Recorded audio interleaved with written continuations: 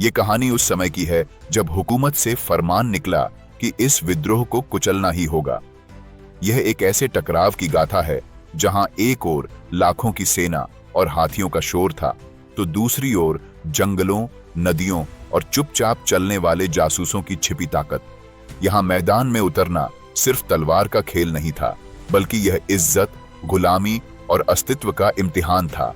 और जब दोनों सेनाएं आमने सामने आईं, तब इतिहास ने वह दृश्य देखा जिसकी गूंज आज तक हिंदुस्तान की धरती पर सुनाई देती है। तो चलिए शुरू करते हैं। दिसंबर 1667 में मुगल बादशाह औरंगजेब को यह समाचार मिला कि अहोमों ने गुवाहाटी पर अधिकार कर लिया है। उसने उत्तर पूर्वी सरहद पर इज्जत दोबारा कायम करने के लिए मिर्जा राम सिंह को असम भेजने का फैसला किया। अगर आप मिर्जा राम सिंह के बारे में नहीं जानते तो बता दें कि वो मुगलों का पालतू नौकर और राजपूत समाज पर कलंक था। औरंगजेब ने उसके साथ कई मुसलमान अफसर तैनात किए ताकि वह कोई गुप्त समझौता न कर सके। मिर्जा राम सिंह ढाका में बंगाल गवर्नर नवाब शाइस्ता खान से मिला, जिसने 2000 सिपाही दिए और असम की मुश्किल हालात, जहरीला पानी, घने जंगल, चालाक चालें के बारे में चेताया। इससे मुगलों की फौज की तादाद 60,000 से ज्यादा हो गई। शाइस्ता खान को भी छत्रपति शिवाजी महाराज के खिलाफ नाकामी के कारण बंगाल भेजा गया था। उसने माना कि असम जैसी आजाद रियासत मुगलों के लिए चुनौती थी, लेकिन बंगाल की अहमियत उसे तसल्ली देती थी। वही रशीद खान, जो पूर्व में गुवाहाटी का फौजदार रह चुका था, को मिर्जा राम सिंह की सेना में लेफ्टिनेंट बनाया गया। औरंगजेब की चाल यह थी कि अगर किसी हिंदू सरदार को कमान दी जाए तो उसके साथ एक मुसलमान कमांडर जरूर रहे, खासकर जब दुश्मन भी हिंदू हो। रशीद खान को असम की बोलीबानी और तौर तरीके का अनुभव था। यह चढ़ाई अहोमों के लिए साफ चेतावनी थी। मुगल लड़ाकू की ताकत मशहूर थी, लेकिन इससे असमी डरने के बजाय लंबी और कठिन जंग के लिए और पक्का इरादा कर बैठे। उन्होंने गुवाहाटी व मनाहा नदी क्षेत्र की रक्षा हेतु योजना बनाई, किलेबंदी मजबूत की और लचित बोरफुकन ने अनुशासन लागू किया तथा मामले में ढिलाई पर सिर कलम का आदेश दिया। लचित बोरफुकन असम के महान सेनानायक, अनुशासन और देशभक्ति के प्रतीक माने जाते थे। उनके मामा को अमीनगांव में किलेबंदी सौंपी गई। यह किला आज मोमाई कटा गढ़ कहलाता है। फरवरी 1669 में मुगल फौज रंगामाटी पहुंची। गुवाहाटी में असमी कमांडरों ने कामाख्या मंदिर में प्रार्थना की और सैनिकों को किसी भी हालत में मोर्चा न छोड़ने का आदेश मिला। अहोमों की फौज में तकरीबन 40,000 सिपाही थे। हिफाजत के इंतजाम में मैदान में हर 9 फुट पर और पहाड़ियों पर 13 फुट पर सिपाही तैनात थे। तोपों और बुर्जों की गिनती तय थी, फासला नापा जाता था और सामान की सूची पक्की थी। हर अफसर को इलाके की जिम्मेदारी और एक खास जासूस दस्ता दिया गया जो दुश्मन की हरकतों की खबर लाता। असमी जासूसों की चौकसी इतनी मजबूत थी कि मिर्जा राम सिंह की फौज पर उनकी नजर दिल्ली से ही बनी रही। ढाका से मिर्जा राम सिंह की रवानगी की खबर तुरंत लचित बोरफुकन तक पहुंचा दी गई। जब मिर्जा राम सिंह रंगामाटी पहुंचा तो असमी कमांडरों ने मनाहा में उसके आगे बढ़ने को रोकने की कोशिश की। कुछ झड़पें हुईं, लेकिन असमियों को कोई बड़ी कामयाबी नहीं मिली। मिर्जा राम सिंह अपने साथ 1000 जंग के घोड़े लाया था और उसके सवार दुश्मन की गोली की मार से बाहर रहते हुए घोड़ों को पकड़कर ले जाते थे। असमी सिपाही इस चाल का सामना न कर सके, क्योंकि वे दुश्मन के पास जाने से बचते थे, जिससे घोड़े पकड़ने का मौका निकल जाता था। इस स्थिति के लिए असमी तैयार नहीं थे और उन्होंने अपनी सरहदी छावनियां छोड़ दी और गुवाहाटी की ओर लौट आए। लचित बोरफुकन ने समझ लिया कि सीमा के किलेबंद ठिकानों पर दुश्मन से भिड़ना बेकार है और उन्होंने अपनी हिफाजत की नई योजना तय की। इसके बाद लचित बोरफुकन ने दुश्मनों को गुवाहाटी के युद्ध क्षेत्र में खींच लाने की योजना बनाई, जहां चारों ओर पहाड़ियां और नियमित अंतराल पर किले व छावनियां बनी हुई थीं। इसके लिए उन्होंने 3 सरदारों को मनाहा भेजा ताकि वे मुगलों को गुवाहाटी के पास तक खींच लाएं। मिर्जा राम सिंह बिना किसी रुकावट के असम के पानी वाले इलाके में दाखिल हुआ और विरोध न देखकर इसे असमियों की कमजोरी और डर का नतीजा मान बैठा। कमांडरों की टुकड़ियां मुगल तोपों की मार से बाहर रहते हुए नदी में ऊपर की ओर बढ़ती रहीं ताकि मिर्जा राम सिंह की सेना उन्हें देख सकती थी। रात में ये सरदारों की टुकड़ियां किनारे डेरा डालकर केले के तनों में मशालें गाड़कर अपने डेरों को रोशन करतीं और सुबह होते ही नावों पर सवार होकर ऐसे आगे बढ़तीं जैसे कोई बड़ी फौज पीछे हट रही हो। इस मंजर ने मिर्जा राम सिंह को यह गलत यकीन दिलाया कि वह मीर जुमला की तरह आसानी से ब्रह्मपुत्र में आगे बढ़ सकेगा। लेकिन छठे दिन जब उसका बेड़ा गुवाहाटी के करीब पहुंचा, डिहिंगा कमांडर की अगुवाई में 2 असमी टुकड़ियां रात के अंधेरे में उसके शिविर के पीछे चुपके से पहुंच गईं। उन्होंने रसद गोदामों को आग लगाई, लेकिन किसी मुगल सैनिक पे हमला नहीं किया, क्योंकि लचित बोरफुकन ने पहले ही घोषणा कर रखी थी कि किसी अपराधी का सिर वह बिना राजा की अनुमति के नहीं काटेंगे। यह ऐलान साधारण अधिकार से बाहर था, क्योंकि खून बहाने का हुक्म केवल राजा चक्रध्वज सिंह ही दे सकते थे। लेकिन मौजूदा हालात को देखते हुए इसे जरूरी माना गया और खबर तुरंत राजा चक्रध्वज सिंह के सम्मानित दरबार तक पहुंचाई गई। सलाह मशवरे के दौरान रानी ने यह राय दी कि अगर लचित बोरफुकन को उनके फैसले के मुताबिक काम करने की छूट दी जाए तो देश की रक्षा संभव होगी और जीत हासिल होगी। राजा चक्रध्वज सिंह ने दूरदर्शिता दिखाते हुए इस योजना को मंजूरी दी। इसी दौरान लचित बोरफुकन ने एक स्वप्न देखा जिसे माचिंग फूकन, जो अहोम साम्राज्य के धार्मिक अधिकारी थे, ने मुगलों के विनाश और असम की विजय का संकेत बताया।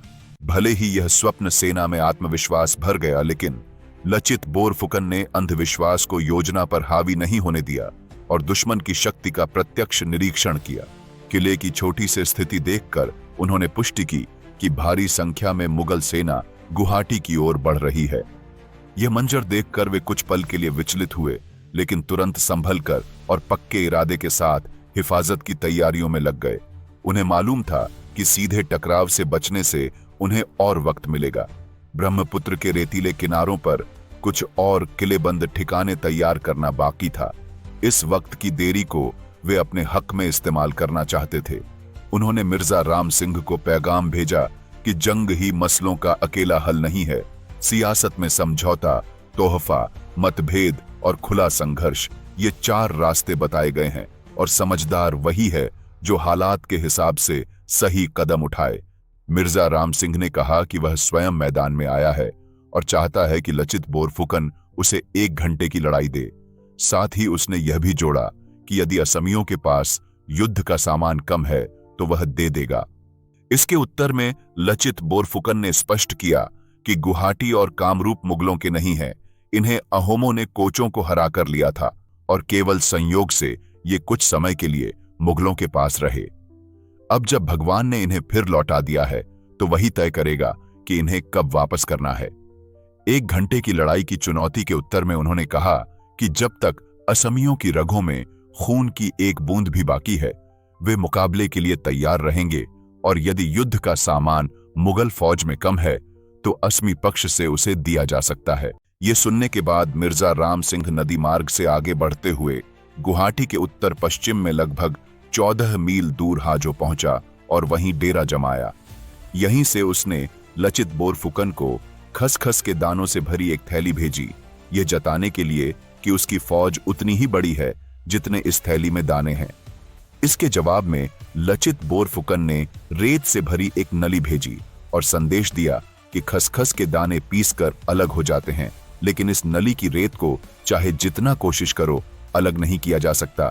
उनकी फौज भी ऐसी ही मजबूत और एकजुट है। इसके बाद रशीद खान ने मिर्जा राम सिंह को बताया कि अहोमों ने पहाड़ियों की चोटियों पर किले बनाए हैं। आसपास के मैदानी क्षेत्र इतने संकरे हैं कि खुले मैदान में युद्ध संभव नहीं, और यही उनकी मजबूती का कारण है। किलेबंदी कठिन और मजबूत है। हर किले तक 3 अलग अलग रास्ते हैं और दुश्मन भारी तोपों की पहुंच से बाहर है। यहाँ तीर कमान या बंदूक से असरदार लड़ाई का मौका भी सीमित है। इसके बाद 3 अप्रैल 1669 को मिर्जा राम सिंह आगे बढ़कर अग्गियाथुट में नदी किनारे आ पहुंचा। रशीद खान ने अपना डेरा अहोम किले सराय या अमिनगांव के सामने लगाया, जहां दोनों किनारों से तोपों की गोलाबारी शुरू हो गई। इस लड़ाई में मिर्जा राम सिंह का एक भतीजा मारा गया और एक तोप के धमाके से उसका डेरा टूट गया। इसके बाद मिर्जा राम सिंह ने सराय के किले पर हमला किया, जिसे उसने एक भूमिगत रास्ते से घेरने की कोशिश की। अहोमों ने इस इलाके को पानी से भर दिया। मुगलों ने लकड़ी की अस्थायी दीवारों पर तोपें रखकर गोलाबारी शुरू की और किले की दीवार में दरारें पड़ी। लेकिन असमी फौज बाहर निकलने के बावजूद उन्हें वापस धकेलने में सफल रही। बरसात के मौसम में इस अभियान में मुगलों को कोई बड़ी सफलता नहीं मिली। इसके बाद मुगल फौज को 4 हिस्सों में बांटा गया।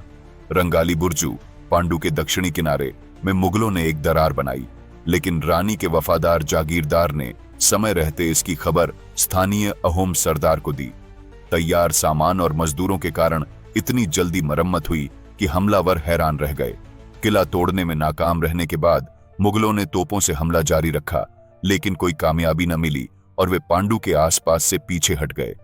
भागते हुए कुछ दुश्मनों को अहोम फौज ने पकड़ लिया, उनकी उंगलियां कटवाकर लचित बोरफुकन के पास भेज दी। इसके बाद जून में मुगलों ने कलचोर हिल पर अहोम सेना से टक्कर ली। अहोम सरदार मीरी सांडिकाई फुकन ने 9 दिन तक डटकर लड़ाई की। यहां सफलता के बाद मुगलों ने दर्रांग मार्ग से गुवाहाटी में प्रवेश करने की योजना बनाई। बहलोल खान के नेतृत्व में बहगोरा किले की ओर बढ़े, जो बरनाड़ी नदी के मुहाने पर गुवाहाटी के सामने स्थित था। अहोम फौज, जो पहले ही इस योजना की खबर लचित बोरफुकन को दे चुकी थी, ने मुगलों को 2 पहाड़ियों के बीच एक संकरे रास्ते में फंसाया और अचानक हमला कर दिया। दुश्मन की कतारें बिखर गईं, भारी जनहानि हुई और रसद सामान का बड़ा हिस्सा खो गया। इस प्रकार दर्रांग मार्ग से गुवाहाटी में घुसने की मुगलों की कोशिश विफल हो गई। इस जीत से उत्साहित होकर डिहिंगा फुकन के नेतृत्व में अहोम फौज ने अगियाथुट के पास सेसा नदी के किनारे से जमीन और पानी दोनों तरफ से वार किया। पहले ही प्रहार में अहोम सफल रहे। अनेक मुगल सिपाही मारे गए और भारी मात्रा में राशन और सामान कब्जे में आ गया। जो मुगल सिपाही नदी के रास्ते भागने लगे, उन्हें भी पीछा कर मार गिराया गया और उनकी जंगी नावें असमियों ने अपने अधिकार में ले ली। इस हार की खबर से औरंगजेब परेशान हो गया और उसने मिर्जा राम सिंह को हुक्म भेजा कि दबाव बनाए रखे और कब्जा किए गए जहाज वापस ले। इसी समय मानसून की तेज बारिश शुरू हो गई, जो अहोम पक्ष के लिए अनुकूल रही, लेकिन मुगलों के लिए नुकसानदेह साबित हुई। बारिश के कारण दुश्मन के डेरों का आपस में संपर्क टूट गया। अहोमों ने अभी तक सीधा हमला नहीं किया था, क्योंकि लचित बोरफुकन दुश्मन की रसद समाप्त होने और बीमारियों से उनकी संख्या घटने की प्रतीक्षा कर रहे थे। इस बीच उनका बाहरी संपर्क सीमित रहा, लेकिन राज्य के अन्य इलाकों से संदेश आने जाने में कोई रुकावट नहीं आई। 1669 और 1670 के बीच समय समय पर झड़पें और समझौते के प्रस्ताव आते रहे। एक मौके पर मुगलों ने रंग महल किले पर धावा बोला, लेकिन पानी डिहिंगा सरदार की अगुवाई में उन्हें पीछे धकेल दिया गया। शाही सैन्य अधिकारी के मोर्चे पर मुगल सैनिक लंबी स्क्रीन प्लेटों की आड़ में, जिन्हें घोड़ों के पैरों से बांधा गया था, आगे बढ़े और पास आते ही हाथापाई में उतर गए।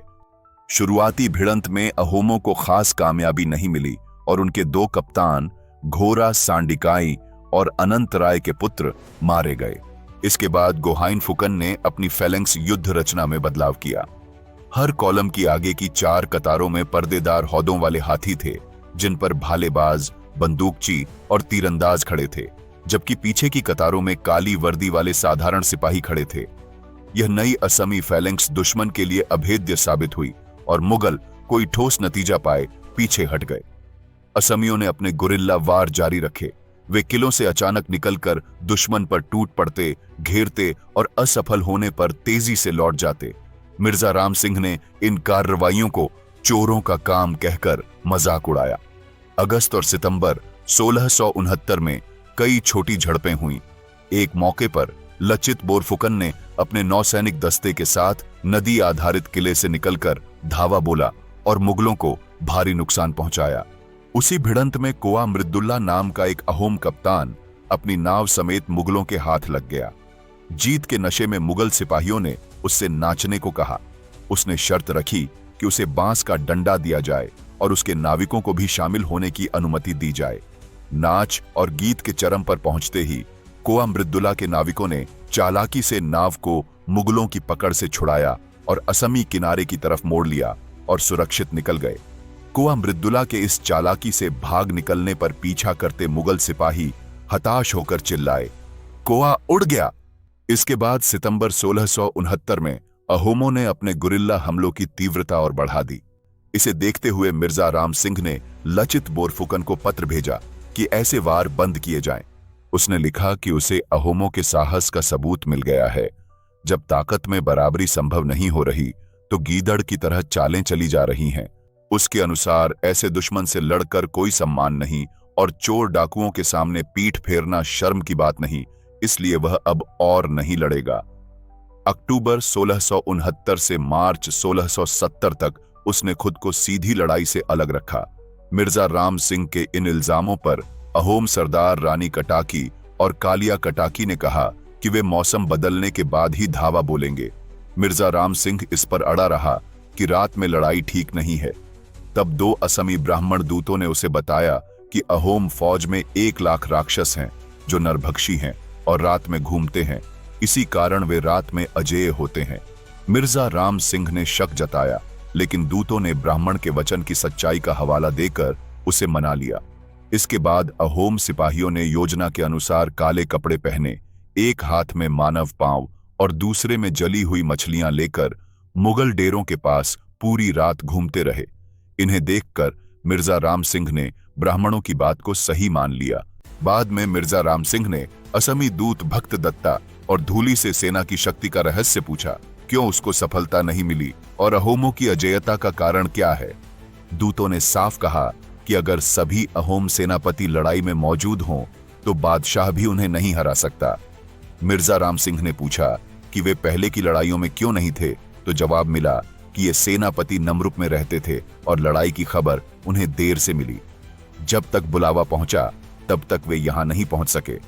प्रधान सेनापति अटन, जिन्हें रुकमा बरगोहेन डांगारिया भी कहा जाता था, अहोम फौज के उत्तरी मोर्चे का नेतृत्व करते हुए लाटा किले से अपने ठिकाने से दुश्मन को परेशान करने के लिए लगातार जासूस भेजते थे।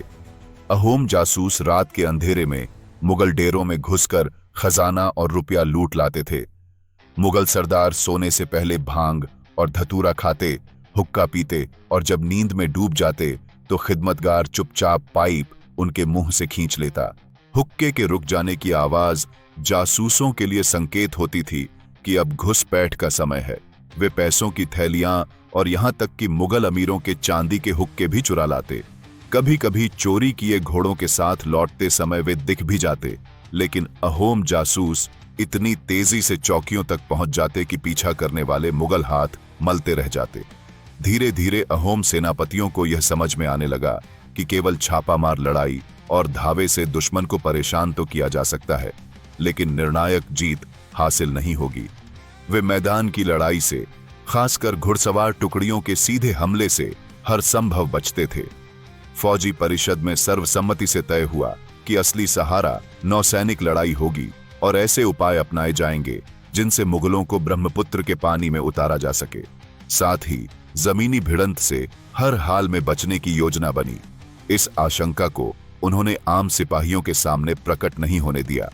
इसी समय अलाबोई की आपदा की पृष्ठभूमि तैयार हो रही थी। गोराखोवर नामक सेनापति, जो लचित से पहले निचले असम के सेना नायक रह चुके थे, गरगांव से गुवाहाटी तक संदेश पहुंचाने का कार्य कर रहे थे। रांग महल किले के कमांडर पेलन फुकन ने गुप्त रूप से गोराखोवर को सूचित किया कि लचित बोरफुकन निर्णायक टकराव से बच रहे हैं, जबकि बारिश हमलावर कार्रवाई के लिए अनुकूल है। गोराखोवर ने यही सूचना राजा चक्रध्वज सिंह तक पहुंचा दी। दूसरी तरफ मिर्जा राम सिंह, जो समझौते में असफल हो चुका था, अब अहोम सेनापतियों में फूट डालने की योजना अपनाने लगा। उसके प्रयासों और गोराखोवर के संदेश ने राजा के मन में यह संदेह पैदा कर दिया कि गुवाहाटी के अधिकारी सुस्ती बरत रहे हैं। राजा को भेजे गए एक तीरबद्ध पत्र में मिरी संडिकाई फूकन पर 1 लाख रुपए लेकर युद्ध छोड़ने का झूठा आरोप लगाया गया। मिरी संडिकाई फूकन ने यह पत्र राजा को भिजवाया और राजा, जो दुश्मन को खदेड़ने की खबर के लिए उत्सुक थे, इस आरोप पर विश्वास कर बैठे। लचित बोरफुकन पहले से ही शक के घेरे में थे, किंतु राजमंत्री आतन बरगोहेन डांगारिया के हस्तक्षेप ने उनकी वफादारी को साबित किया। राजमंत्री ने राजा को दुश्मन की चाल की ओर ध्यान दिलाया। हालांकि मिर्जा राम सिंह ने अपने पत्र में मुगलों का सबसे प्रबल सेनापति होने का दावा किया, अहोम राजा ने उसे तुच्छ समझते हुए कहा कि मिर्जा राम सिंह तो मात्र एक नौकर है, जिसके सिर पर छत्र भी नहीं, और ऐसे व्यक्ति से द्वंद्व करना वह उचित नहीं समझते। लेकिन राजा चक्रध्वज सिंह अब विलंब नहीं करना चाहते थे। उन्होंने अभियान का शीघ्र अंत देखने का निश्चय किया और यदि असफलता हुई तो विलंब करने वाले सेनापतियों को दंड देने का निर्णय लिया। कुछ दासियों के हाथ लचित बोरफुकन को वस्त्र और कुल्हाड़ियों का एक बंडल भेजा गया, यह चेतावनी देते हुए कि यदि उन्होंने तुरंत मुगलों पर आक्रमण नहीं किया तो इन्हीं वस्त्रों में सजाकर उन्हें और उनके सह सेनापतियों को कुल्हाड़ियों से मार दिया जाएगा। इस समय मुगल सेना अलाबोई पहाड़ी दलीबाड़ी क्षेत्र में एक विशाल मैदान में डेरा डाले थी, जिसके एक ओर ब्रह्मपुत्र और दूसरी ओर सिसा नदी थी। लचित बोरफुकन जानते थे कि घोड़ों की कमी से जूझती उनकी सेना मुगलों से खुले मैदान में नहीं जीत सकती, किंतु राजा का आदेश टालना संभव नहीं था। उन्होंने कहा कि अलाबोई के मैदान से बिना चोट खाए निकलना वैसा ही कठिन है जैसे अधपके फलों के बाग में पत्थर मारना, लेकिन वह महाराज की आज्ञा की अवहेलना नहीं करेंगे। खुली लड़ाई की योजना बनी। मीर नवाब के नेतृत्व में एक सेना भेजी गई। लचित बोरफुकन ने चारिंगा पुखन, डिखोमुखिया कमांडर, नामदांगिया कमांडर और ओपरदांगिया कमांडर के नेतृत्व में 40,000 सैनिक उतारे। साथ ही एक दूत को मिर्जा राम सिंह के पास भेजा गया ताकि वह यह विश्वास करे कि अहोम सेना केवल 20,000 की है और मीर नवाब को मात्र 10,000 सैनिकों के साथ जीत का श्रेय मिल सके। मिर्जा राम सिंह ने अपनी सेना की अग्रिम पंक्ति में एक महिला योद्धा मदनावती को तैनात किया। उसने योजना बनाई कि यदि वह हार जाए तो यह सेना के लिए अपमान का कारण नहीं बनेगा और यदि जीत जाए तो भी विजय का श्रेय महिला के खाते में जाएगा, जिससे पुरुष योद्धाओं की प्रतिष्ठा प्रभावित नहीं होगी। मदनावती ने पुरुष योद्धा का वेश धारण किया, कवच पहना और मुगल सेना के अग्रिम मोर्चे की ओर बढ़ चली। अहोम सेना ने एक पुरानी रणनीति अपनाई जो 100 वर्ष पहले कूच बिहार के युद्ध में सफल सिद्ध हुई थी। अपने धनुर्धारियों और बंदूकचियों को ब्राह्मणों के वस्त्र पहनाकर मोर्चे की पहली पंक्ति में खड़ा किया। मिर्जा राम सिंह हाथी के हौदे पर बैठे इस ब्राह्मण पंक्ति को देखकर हंसा और विरोधियों की मौलिकता को सराहा। इसके बाद अलाबोई पहाड़ी के मैदान में भयंकर युद्ध छिड़ गया। मदनावती तेजी से असमियों की पंक्तियों में घुसी और अनेक सैनिकों को परास्त कर दिया। उसकी गति इतनी तीव्र थी कि धनुष बाण और गोलियों से बच निकलती थी। अहोम सेना की पहली 3 पंक्तियों को भारी क्षति पहुंची। लचित बोरफुकन ने अपने सैनिकों को खाइयां खोदने और वहीं से प्रतिकार करने का आदेश दिया। जैसे ही मदनावती के नेतृत्व में मुगल आगे बढ़े, उन्हें इन खाइयों से सटीक वारों ने रोका। मुगलों ने मोर्चा बदलने की कोशिश की और ब्रह्मपुत्र पार करना चाहा, परंतु यहां भी असमी दल ने उन्हें रोक दिया। इसी संघर्ष में मदनावती को गोली लगी और वह ब्रह्मपुत्र किनारे मारी गई। इसके बाद मुगल सेनापति मीर नवाब ने व्यक्तिगत रूप से हमला किया। मीर नवाब की टुकड़ी को परास्त कर लुथुरी कमांडर ने उसे बंदी बनाकर लचित बोरफुकन के सामने पेश किया। लुथुरी ने दिल्ली में अपने अनुभव का हवाला देते हुए उसे मुक्त करने से इनकार किया और कड़ी निगरानी में किले में कैद कर दिया गया। अहोमों की यह सफलता थोड़ी देर ही टिकी। अलाबोई का युद्ध शीघ्र ही अहोमों के लिए भय और पछतावे का प्रतीक बन गया। मिर्जा राम सिंह ने महसूस किया कि असमियों ने कूटनीति और भ्रामक सूचना से अपनी रणनीति सुदृढ़ की थी। उसे प्रारंभ में विश्वास दिलाया गया था कि असमी सेना मात्र 20,000 की है, इसलिए उसने केवल 10,000 भेजे। उसने आदेश दिया कि जब असमी सेना लूट और बंदियों के साथ लौटे तब उन पर हमला किया जाए। इस बार मुगल सैनिक यंत्रों और लंबे ढालों से सुसज्जित थे, जिनके नीचे से वे तेजी से आगे बढ़ते थे। असमी सेना इस नए उपकरण और घुड़सवार युद्ध कौशल के लिए तैयार नहीं थी। हमला इतना तीव्र था कि कई असमी सैनिक अपनी बंदूकें चला भी नहीं पाए और न ही धनुष पर तीर चढ़ा सके। लचित बोरफुकन के 10,000 सैनिक अलाबोई के मैदान में मारे गए। मुगल शाम को शिविरों में लौट आए। अलाबोई के नरसंहार ने लचित बोरफुकन को गहरे आघात में डाल दिया।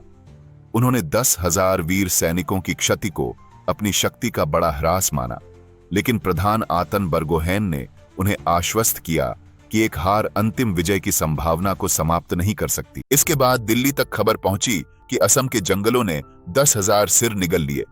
औरंगजेब ने सोचा कि अब असम झुक जाएगा, लेकिन असम के पहाड़, किले और लचित बरफुकन की आंखों की आग बोल रही थी कि ये तो बस खून की पहली किश्त है, असली हिसाब सरायघाट में चुकाया जाएगा। और इतिहास साफ बताता है कि कौन क्या है।